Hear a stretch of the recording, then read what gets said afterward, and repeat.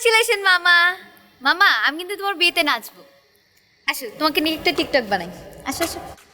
উত্তরে ভয়ঙ্কর জঙ্গল, দক্ষিণে না যাওয়ায় মঙ্গল, পূর্ব পশ্চিম দুই দিগন্তে নদী। থাম, ধমক দিচ্ছ কেন মামা? এটা নাচ।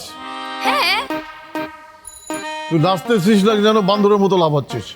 যা এখান থেকে সব। একজন আসতেছে, জ্ঞান নিয়ে আসতেছে। এই সল্টু মামার বিয়ে।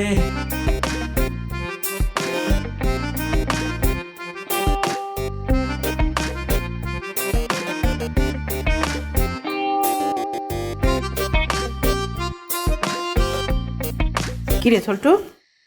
আব্বা, তুমি এসেছো? আমি তো সকাল থেকে তোমায় ঘুরছি। তাই নাকি? আমি একটু খুকিদের বাসায় গিয়েছিলাম। এক সপ্তাহ পর তোর বিয়ে, লোকজনকে দাওয়াত করতে হবে না? আমি তো তোমাকে আগেই বলেছি আমি বিয়ে করব না।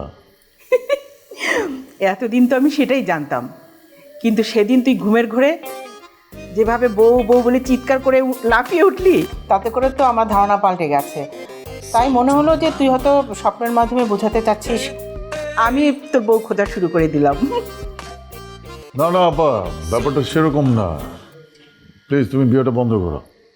হুম, বিয়ে তো বন্ধ করা যাবে না, বিয়ে তোকে করতেই হবে। এবার ছাড়াছাড়ি নেই। জানিস মেয়েটা অসম্ভব রূপবতী, একটু রাগী, কথায় কথা চটথাপ্পড় বসিয়ে দেয়। পুলিশ তো, ভয়ের কিছু নেই। রাগী মেয়েরা স্বামীকে অসম্ভব মান্য করে। এই যে আমাকে দেখ, আমার মতো রাগী মহিলা ঢাকা শহরে খুব কমই আছে, কিন্তু আমি যখন তোর দুলাভাইয়ের কাছে যাই কেমন মিউ মিউ করি না? তুমি মিউমিউ করো নাকি দুলাভাই মিউমিউ করে? চুপ কর। মিউ মিউ যেই করুক না কেন, বিয়ে তোকে করতেই হবে, এটাই ফাইনাল। আব্বা তুমি তো জানো আমি স্কলারশিপ পেয়েছি। আগামী মাসে পিএইচডির জন্য আমেরিকা যাব। এই মুহূর্তে বিয়েটা না করলে হয় না। না, হয় না। আগে বিয়ে কর, বিয়ে করে বউয়ের ওপর পিএইচডি কর, তারপর অন্য বিষয়ে পিএইচডি করবি। এসব তুমি কি বলছো আপা? আমি ঠিকই বলছি। মামা আমাদের নতুন একটা নাচ শিখেছি, তারা দেখাচ্ছি। আই থাম, নতুন একটা নাচ শিখেছে? যা এখান থেকে যা। কথা নেই বার্তা নেই, নাচ শিখেছি। তোকে যে নাচ টাচ কিছুই হবে না, শুধু লাফালাফি হবে। দেখেছিস আমি কি পাগল ছাগলের খামারের মধ্যে আছি? আমার এক ছেলে নাটকের ডিরেক্টর, সে যেসব নাটক বানায় দেখলে আমার গা গোলায়, বমি আসে। আর মেয়ে, সে নাকি নায়িকা হবে, অভিনয় করবে।